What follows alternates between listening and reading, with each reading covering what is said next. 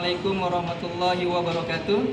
Kepada yang terhormat Bapak Ibu dosen penguji uji kinerja pada PPG Transformasi Pendidikan Agama Islam tahun 2025. Perkenalkan, nama saya Andri Velor, SPDI, mahasiswa PPG PAI tahap 3 tahun 2025 di LPTK Universitas Islam Negeri Syarif Hidayatullah Jakarta dengan NIM 425001356. Pada hari ini, Rabu, tanggal 8 Oktober tahun 2025, saya akan melaksanakan uji kinerja di sekolah SMP Negeri 273 Jakarta, kelas 7, dengan materi menghadirkan sholat dan zikir dalam kehidupan. Terima kasih dan selamat menyaksikan.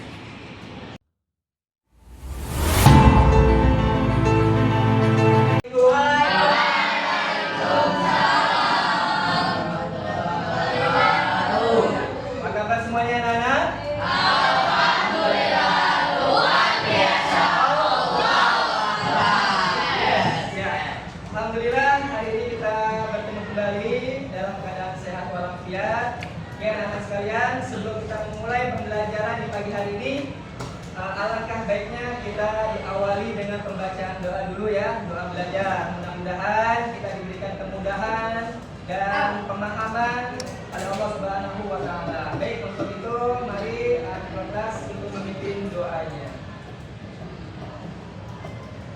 Mari teman-teman, sebelum kita melakukan pembelajaran, alangkah baiknya kita berdoa. Berdoa dua.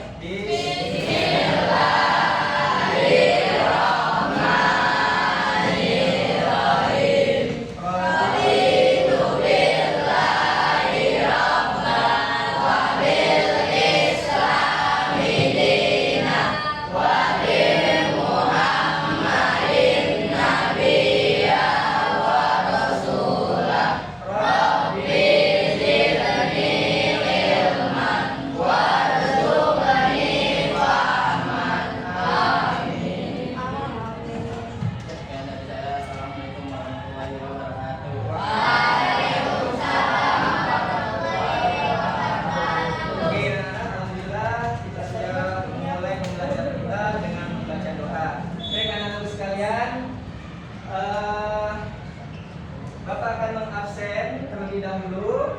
Ya, mungkin ada yang tidak masuk ya hari ini ya. Bapak mengabsen dulu. Yang hari ini yang tidak masuk siapa? Yang tidak masuk siapa hari ini? Oke. Ya. Ya, Andin, ada Andin. Ya, Devina. Oh, sakit. Bilkis. Hadir. Andrew. Oke. Yang nggak masuk berarti hanya dua orang ya. Dua orang yang tidak masuk. Mudah-mudahan yang tidak masuk kita doakan diberikan kesehatan oleh Allah Subhanahu wa Ta'ala. Amin.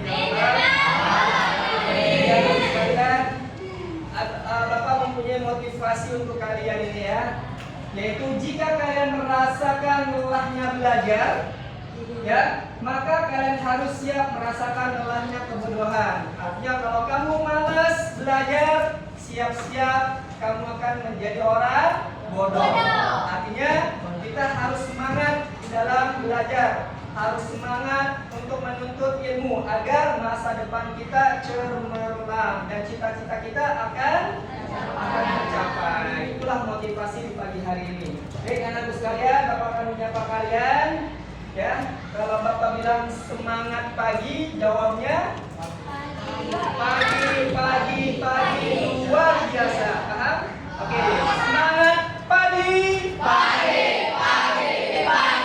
luar biasa. Tepuk tangan semuanya. Baik anak-anak sekalian, minggu kemarin kita sudah mempelajari tentang sholat ya. Sholat dan apa? Dan zikir ya. Jadi sholat dan zikir. Nah, apa sih itu sholat? Setelah kita bahas, sholat adalah kewajiban dan diawali dari takbir atau ihram dan diakhiri dengan salam. Pinter ya. Jadi kalian Anda bisa memahami arti dari sholat. Nah, kalau zikir tersebut apa sih? Zikir itu bisa mengingat ya. Nah, mengingat zikir ya. Ya, jadi itu pembahasan kita yang kemarin. Sekarang kita akan Bapak akan memberikan tujuan pembelajaran di pagi hari ini. Yaitu tujuannya yang pertama kita mempelajari tentang menghadirkan sholat dan zikir dalam kehidupan. Tujuannya yang pertama ya, kalian dapat menghubungkan hakikat atau pemahaman sholat dan zikir dalam mencegah perbuatan keji dan munkar. Yang kedua tujuannya yaitu kalian dapat menuliskan nanti contoh perilaku ketakwaan sebagai pemaknaan sholat dan zikir dalam mencegah perbuatan keji dan munkar di lingkungan sosial atau di lingkungan masyarakat kalian ya. Jadi nanti bisa kalian memberikan contohnya. Oke, baiklah nanti sekalian. Bapak ada pertanyaan nih ya sebelum melanjutkan materi berikutnya. Ya, pertanyaannya itu mengapa sih sholat disebut dengan tiang agama? Ada yang tahu mengapa sholat itu disebut dengan tiang agama? Karena kalau kita tidak sholat semuanya akan berubah. Betul, karena kalau kita tidak sholat akan rubuh. Nah, artinya apa? Ya, kalau kita sholat, ibarat sholat itu adalah tiang bangunan. Kalau bangunan tidak ada tiangnya, otomatis bangunan itu bisa berdiri atau bisa tegak atau tidak? Tidak bisa tegak. Ya, kalau tidak ada tiangnya. Nah, begitu juga kita sholat adalah tiang agama yang mengokohkan ya keislaman kita itu dengan sholat. Betul sekali tadi ya, yang dikatakan oleh teman kalian. Nah, yang kedua, apakah sholat dapat mencegah dari semua perbuatan keji dan munkar? Iya, karena apa? Sholat itu bisa mencegah perbuatan keji dan munkar. Kenapa sih? Karena kita terjaga dari godaan setan, terjaga dari hal-hal yang buruk. Dari sholat kita bisa ya mencegah semua perbuatan yang tidak baik. Makanya sholat itu penting untuk menjaga diri kita dari perbuatan yang keji maupun yang munkar. Itu ya menjadi sholat. Kemudian yang ketiga, apakah zikir hanya berupa bacaan? Tidak ya. Zikir itu bisa apa? Dari selain perkataan apa? Perbuatan. Zikir dari perbuatan ya. Perilaku kita itu zikir ya. Selain kita mengucapin zikir ya, kita pun dapat melakukan zikir itu dengan perbuatan ya, atau tingkah laku kita, perbuatan kita. Nah, itulah ya sebelum kita mengawali dari pembelajaran tersebut. Bapak mau tanya lagi nih, satu lagi ya. Apakah kalian tadi sholat subuh? Sholat? Alhamdulillah ya. Jadi sholat itu penting buat kita semua ya, karena kita selaku umat Islam ya, Allah mewajibkan sholat ya. Oke, kita lanjut ya. Mari kita bertafakur ya. Kalian tentu sudah tahu bahwasanya agama merupakan fondasi hidup manusia sehari-hari. Dalam Islam, sholat merupakan tiang agama. Maksudnya apa? Adalah sholat sebagai pilar penyangga yang mengokohkan keimanan kita ya. Jadi mengokohkan keimanan kita ya dalam sholat agar iman kita kuat ya, tidak lagi tergoda ya oleh syaitan. Nah, jadi keimanan kita lebih kokoh, lebih kuat lagi dengan sholat. Kemudian zikir dimaknai dengan menyebut atau mengingat Allah. Oleh karena itu zikir dapat menenangkan hati. Kalau kita lagi resah, lagi galau ya, ingat Allah. Zikir kepada Allah. Kalau kita lagi galau, hati kita tidak tenang, ingat sama Allah. Itulah salah satunya yang menenangkan hati ya untuk kita, yaitu zikir kepada Allah Subhanahu wa taala. Oke, inilah ya diibaratkan bangunan, sebuah bangunan. Di sini ada atap ya. Islam ibarat sebuah bangunan. Yang pertama, fondasi. Mana fondasi? Di bawah apa di atas fondasi? Bawah. Kalau Dua bangunan, gedung itu pondasi namanya di bawah ini. Ya. Nah, diibaratkan syahadat. Pondasi ini diibaratkan syahadat. Ya, apa itu syahadat? Bacanya asyhadu an la ilaha illallah wa asyhadu anna Muhammadar Rasulullah. Oke. Nah, kemudian yang kedua, sholat adalah tiang agama. Inilah tiang-tiangnya. Ya, ada sholat subuh, sholat zuhur, sholat asyar, sholat maghrib, dan sholat isya. Inilah tiangnya untuk menyangga, untuk mengokohkan, untuk menguatkan bangunan yang ada di atas. Nah, atap ini diibaratkan dakwah, ya, Islam, dakwah. Nah, jadi kalau nggak ada tiang-tiangnya, apa bisa berdiri? Tidak akan bisa berdiri. Ya, suatu bangunan, gedung, kalau nggak ada pilar di sini, nggak ada penyangga, nggak ada yang namanya tiang-tiangnya, itu tidak akan jadi gedung, tidak akan berdiri gedung tersebut. Itu ibarat ya kalau dalam Islam sholat. Oke. Kemudian ada salah satu hadisnya, ya. Hadisnya seperti apa? As-sholatu imaddin, wa man aqamaha faqad aqamad-din, wa man ya mudamaha faqad hadabad-din. Artinya kalau dibacakan, silakan.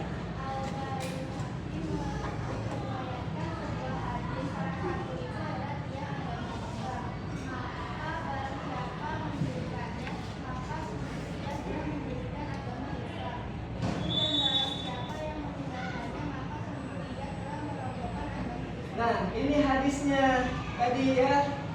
Apa itu? Salat itu adalah tiang agama. Ya, maka barang siapa yang mendirikan, maka sungguh ia telah mendirikan agamanya. Dan barang siapa yang meninggalkan, maka sungguh ia telah merobohkan agamanya sendiri.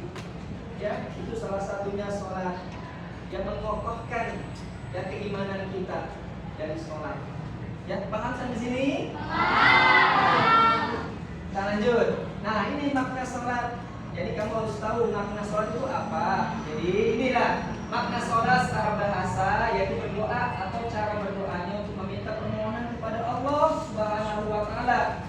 Ya. Nah, dalam definisi istilahnya, menurut istilahnya yaitu sholat adalah ibadah yang meliputi ucapan dan peragaan tubuh yang khusus yang dimulai dari takbiratul ihram dan diakhiri dengan salam. Itulah ya arti makna dari salat.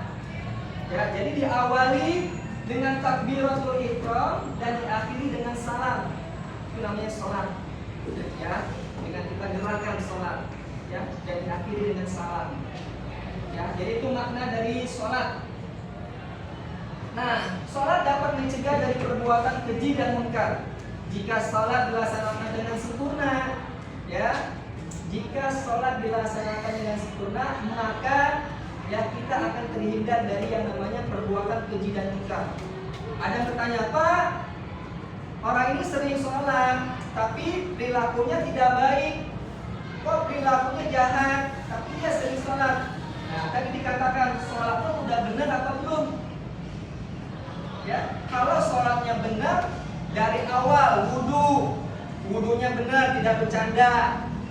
Ya, sempurna wudunya, kemudian sholatnya tidak bercanda, ya, tidak ngobrol sholatnya. Nah, kalau wudunya benar, sholatnya benar, insya Allah dia akan yang namanya terhindar dari yang namanya perbuatan keji dan munkar. Apa sih perbuatan keji dan munkar? Ya, perbuatan yang tidak baik. Misalkan ngomongin orang, ngejailin orang, ngatain orang. Ya, itu namanya perbuatan yang tidak baik. Makanya Allah ya menghindari orang-orang yang selalu menjaga sholatnya ya dari perbuatan keji dan munkar. Itu ya. Makanya di sini dijelaskan sholatnya itu dengan sempurna, maka dia akan dijauh dari perbuatan keji dan munkar. Ya. Nah, dengan juga sungguh-sungguh dan ikhlas. Sungguh-sungguh dan ikhlas. ikhlas lillahi ta'ala, karena Allah sholatnya, bukan karena siapa-siapa. Kalau kalian sholat ya menghadap Allah lillahi ta'ala, ya jadi kan dalam niat kan ada lillahi ta'ala, karena Allah ta'ala. Itulah niat sholat dengan ikhlas, ya dengan sungguh-sungguh, maka akan mencegah kita dari perbuatan keji dan munkar. Ya, anak-anak sekalian, itulah makna dari sholat, dan sholat bisa mencegah dari perbuatan keji dan munkar. Oke, kita lanjut. Seseorang yang selalu melaksanakan sholat akan tumbuh rasa takut berbuat dosa, ya, baik dosa kepada Allah, dosa kepada orang lain, maupun dosa terhadap dirinya sendiri. Kalau orang sudah sholatnya benar, ya dia takut akan berbuat dosa kepada Allah. Karena apa? Dia sudah ditanamkan yang namanya sholat. Ya, dia takut berbuat keburukan, takut berbuat dosa. Ya, itulah makna dari sholat. Ya, itulah makna dari sholat. Ya. Nah, kemudian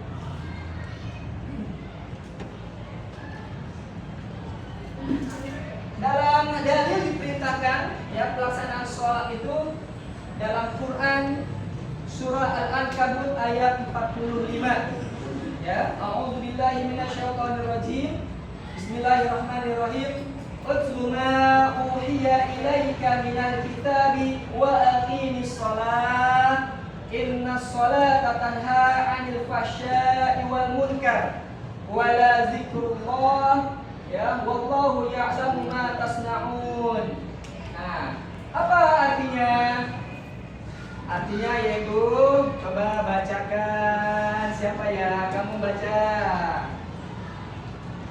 Artinya bacalah kitab Al-Quran yang telah diwahyukan kepadamu Muhammad, dan laksanakanlah sholat. Sesungguhnya sholat itu mencegah dari perbuatan keji dan munkar. Dan ketahuilah ingat Allah, sholat itu lebih besar keutamaannya dari ibadah yang lain. Allah mengetahui apa yang kamu pilih. Iya, inilah dalil dari perintah pelaksanaan sholat. Ya, apa di sini? Ya, diperintahkannya di sini nih, ya. Dan laksanakanlah sholat. Sungguh sholat itu mencegah dari perbuatan keji dan munkar. Dan ketahuilah mengingat Allah itu, sholat itu lebih besar keutamaannya dari ibadah lain. Jadi pahalanya lebih besar dari ibadah lain itu sholat. Karena sholat itu pertama kali yang dihisab oleh Allah. Kalau kita sudah meninggal, pertama kali yang dihisab oleh Allah yaitu sholatnya. Kalau sholatnya benar, insya Allah kesananya benar. Ya. Kalau orang yang tidak sholat, wah udah siksaannya lebih berat. Allah ya, siksaannya lebih berat. Ya, makanya dilihat dari sholatnya. Ya, orang itu, perilaku seseorang itu dilihat dari sholatnya. Coba kita lihat orang itu baik atau tidak, ya lihat dari sholatnya. Kalau orang dia berbuat keburukan, orang itu jahat, oh berarti dia nggak sholat. Oh berarti sholatnya hanya main-main nih. Oh berarti sholatnya tidak sungguh-sungguh nih orang. Ketahuan dari sholatnya. Tapi kita lihat kalau orang baik, ya orang sopan, santun, ya akhlaknya mulia, lihat sholatnya, pasti dia sering sholat ya. Oh anaknya soleh, oh anaknya solehah, itulah sering sholat dia. Ya, itulah sering sholat. Ya, jadi sudah ketahuan perilaku seseorang itu dilihat dari sholat. Ya, jadi paham sampai sini ya. Oke, kita lanjut. Ini ada sholat berdasarkan hukum pelaksanaannya. Ada sholat fardu, ya yang namanya fardu ain. Kalau fardu ain itu yaitu sholat yang wajib dikerjakan oleh umat Islam, ya. Sholat fardu ain itu ya sholat 5 waktu. Sholat 5 waktu itu apa saja? Sholat subuh, sholat zuhur, sholat asar, sholat maghrib, sholat isya. Itu yang dikatakan fardu ain. Yang namanya fardu ain apa artinya? Apabila ada yang yang tahu fardu ain? Apabila dikerjakan. Tunjuk tangan yang tahu. Apabila dikerjakan mendapat terus? Iya, apabila ditinggalkan mendapat dosa. Itulah namanya fardu ain, ya. Fardu ain dan fardu, ada yang kedua fardu kifayah. Nah, fardu kifayah ini apa sih? Yaitu sholat yang diwajibkan yang dikerjakan oleh umat Islam yang mukallaf, yang telah dianggap cukup atau sah meskipun dikerjakan oleh sebagian orang. Nah, kalau fardu kifayah ini apa contohnya? Sholat apa yang fardu kifayah? Sholat jenazah. Betul, sholat jenazah. Ya, kalau sholat jenazah kita perlu nggak semuanya harus sholat. Kalau tidak ada yang sholat gimana? Tidak apa-apa, karena dia fardu kifayah. Kalau tidak ada yang sholatin mayitnya semuanya, nah itu akan mendapat dosa semuanya. Akan mendapatkan dosa kalau tidak ada yang menyolatkan mayit. Satu pun tidak ada yang menyolatkan mayit, itu akan mendapat dosa semuanya. Tapi kalau ada salah satu di antaranya yang menyolatkan, berarti semuanya sudah terwakili oleh yang menyolatkan. Itu namanya fardu kifayah. Oke, ada juga sholat sunnah, ya, sholat sunnah rawatib, ya, sholat sunnah qobliyah maupun ba'diyah, ya, sebelum sholat fardu dan sesudah sholat fardu. Itu namanya sunnah, ya. Ya, ada sunnah muakkad, sunnah ghairu muakkad. Oke. Kemudian zikir. Kita kembali lagi ke zikir. Tadi kan sholat, sekarang zikir. Apa sih tadi zikir itu? Zikir itu adalah mengingat, betul, ya. Nah, zikir menurut bahasa adalah ingat, sedangkan menurut istilah zikir diartikan dengan mengingat Allah Subhanahu wa taala. Kita diperintahkan untuk selalu berzikir kepadanya dengan mengagungkan kekuasaan dan kebesarannya agar terhindar dari kesombongan. Itulah makna dari zikir. Nah, apa dalilnya? Nah, ini dalilnya ada, ya. Dalam surah Al-Ahzab ayat 41 Allah berfirman, A'udzubillahi minasyaitonirrajim. Bismillahirrahmanirrahim.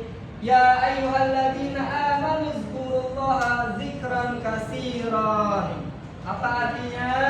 Wahai orang-orang yang beriman, ingatlah kepada Allah dengan mengingat namanya sebanyak-banyaknya. Itu kata Allah, ya. Zikir, ya, sebanyak-banyaknya. Ya, zikir itu sebanyak-banyaknya. Ya, tidak ada batasannya, tidak ada batasan hitungannya. Ya, karena inilah dalilnya, ya, tentang zikir. Oke, bagaimana cara berzikir? Ada 3 nih cara berzikir. Tadi yang pertama apa? Zikir. Zikir dengan hati. Yang kedua? Yang ketiga? Perbuatan. Di sini, ya, zikir dengan perbuatan. Oke, zikir dengan hati yaitu dengan cara bertafakur dan merenungkan ciptaan Allah sehingga timbul dalam pikiran bahwa Allah adalah zat yang maha kuasa. Itulah zikir dari hati. Ya, kita merenung, bertafakur, ya, atas ciptaan Allah. Itu namanya juga zikir. Zikir pada Allah. Jadi zikir dengan hati. Kita merenung dengan ciptaan Allah. Itu namanya apa? Zikir juga. Ya, zikir pada Allah, ya, dengan hati. Kemudian yang kedua adalah zikir dengan ucapan. Apa zikir dengan ucapan? Yaitu pengucapan lafaz-lafaz yang di dalamnya terdapat keagungan namanya. Contohnya tahmid, tasbih, tahlil, takbir, membaca Al-Quran dan sholawat. Bapak mau tanya, zikir tahmid itu bunyinya gimana? Zikir tahmid? Zikir tahmid? Betul apa? Alhamdulillah. Kalau zikir tasbih? Subhanallah. Kalau zikir tahlil? La ilaha illallah. Kalau zikir takbir? tahmid, tasbih, tahlil, takbir, membaca Al-Quran dan bersolawat pun zikir kepada Allah. Ya, itulah zikir yang dinamakan dengan zikir ucapan atau zikir lisan. Ya. Yang ketiga yaitu zikir perbuatan. Apa?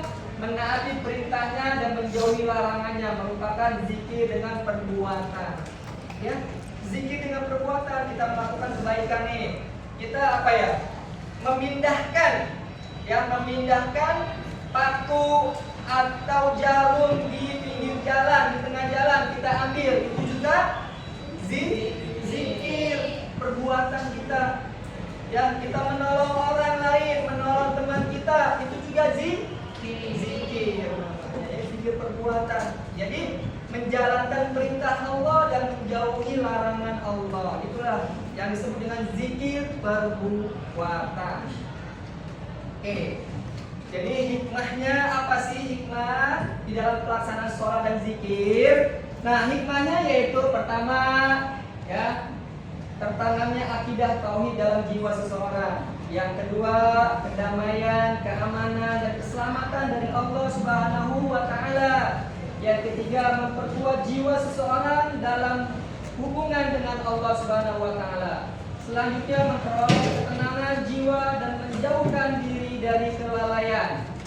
Melatih hidup disiplin dan taat atur peraturan, baik peraturan kerja maupun peraturan dalam kehidupan kita. Nah, itulah hikmah dari pelaksanaan sholat dan zikir.